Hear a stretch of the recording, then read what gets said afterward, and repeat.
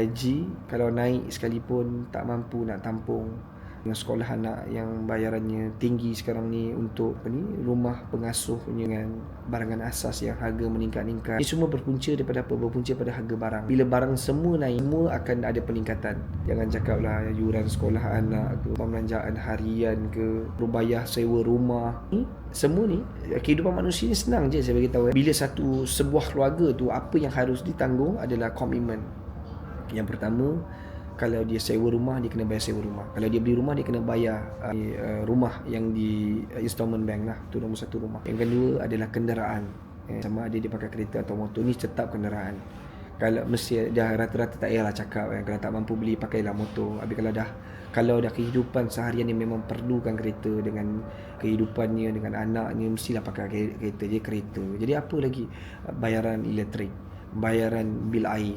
Lepas tu yang selebihnya Astro ke ataupun Uni5 ke, itu add on punya cerita lah. Tapi rata-rata rumah kalau tak ada Astro, rumah kalau tak ada Uni5, macam mana kan?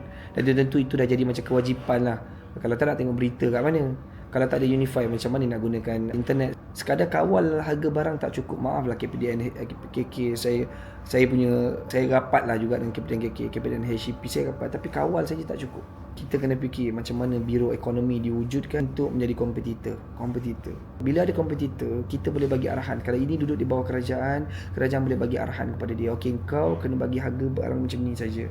Dan kau pastikan dapat barang mentah macam ni. Dari mana sudut kau dapat, sumber kau dapat, pastikan barangan kau tak lebih. Jadi bila ada kompetitor, semua orang yang naikkan harga barang ni jadi takut. Ini sebab nak menang, nak dapat undi Melayu, nak dapat undi Cina, nak dapat undi India, IBAN semua ni. Kita pun kadazan kita cakap ini, kita pergi tempat ni, kita jangan. Stop to bully, stop untuk wujudkan manifesto yang kau tak boleh buat.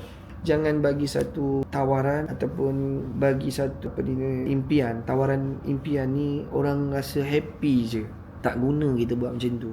Kenapa kita nak buat tawaran yang macam tu? Cakap je lah, memang keistimewaan kat dalam Malaysia ni memang orang Melayu. Cakap jujur kan. Tak kisahlah Cina ke India ke Melayu, cakap benda yang betul. Lepas tu tapi kita juga boleh beri keistimewaan ni kepada masyarakat India dan Cina juga, dari sudut yang tertentu. Cakap jujur. Cuba cakap jujur, jangan menipu. Kau tengok contohlah kita ambil negeri Johor. Negeri Johor, dia telah bangunkan masyarakat di negeri Johor tu dari sekian lama, daripada zaman-zaman sultan-sultan terdahulu sampai ini. Sebab tu rakyat Johor sampai dia boleh cakap dia bangsa Johor. Kenapa? Sebab dia memang kekalkan. Kau pergi tengok dekat Johor, boleh dikatakan orang nakal sekalipun semua boleh bahasa Jawi. Semua boleh cakap, boleh membaca bahasa Jawi. Aku pun tak pandai bahasa Jawi, aku boleh baca Quran sikit-sikit je. Saya pun tak boleh hafal, tak boleh baca Jawi tu pun mesti tergedik-gedik. Tapi diorang boleh menguasai bahasa Jawi. Sebab apa? Di sekolah, pendidikan mereka diorang tekankan. Kenapa kita di Malaysia tak boleh buat benda tu? Sebab kita kutip duit zakat, duit Baitulmal, semua kita kutip, bukan sikit, berbilion-bilion kita kutip. Kita sedia maklum orang yang meninggal dunia ni, saya bagi tahu, lupa nak buat wasiat, 85% ke 90% pergi kepada Baitulmal. Kita tahu duit tu ada, duit banyak. Jadi bagilah kepada orang-orang Islam, orang-orang miskin yang susah. Okey, macam mana pula dengan masyarakat Cina, India yang susah juga ni? Wujudkan. Memang dari segi hukum hakam Islam ni, kita tahu Rasulullah SAW tu, berapa banyak orang yang bukan Islam Rasulullah bagi makan. Berapa ramai orang Islam yang Rasulullah tawan, Rasulullah tak penjara, Rasulullah letakkan di bawah tawanan, Rasulullah tarbiyah mereka, Rasulullah bagi makan pada mereka.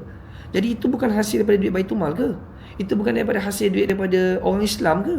Jadi apa masalahnya untuk kita bantu juga kalau betul-betul mereka susah? Carilah keikhlasan dalam nak membangunkan negara. Carilah keikhlasan untuk membangunkan bangsa. Carilah keikhlasan untuk membangunkan Islam dalam negara kita.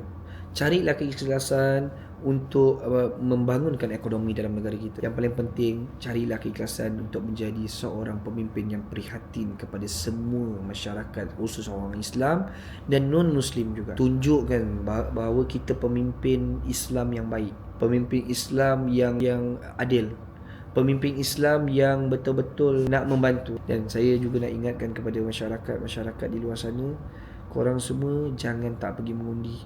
Dan saya tahu ramai yang kat luar-luar sana malas nak pergi mengundi lagi, kan, kerja menipu je, pemimpin parti ni tipu, yang ni tipu, ditipu. Ni saya beritahu jangan, jangan keluarlah mengundi, kan. Pilihlah parti yang membangunkan negara, kan. Pilih tak kisahlah mana parti pun, kau pilihlah parti yang baik asalkan dia bangunkan negara.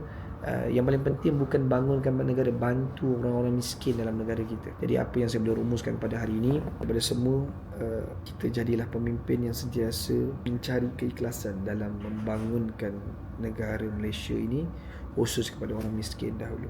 Okey, jadi itu saja. Kita jumpa lagi. Assalamualaikum.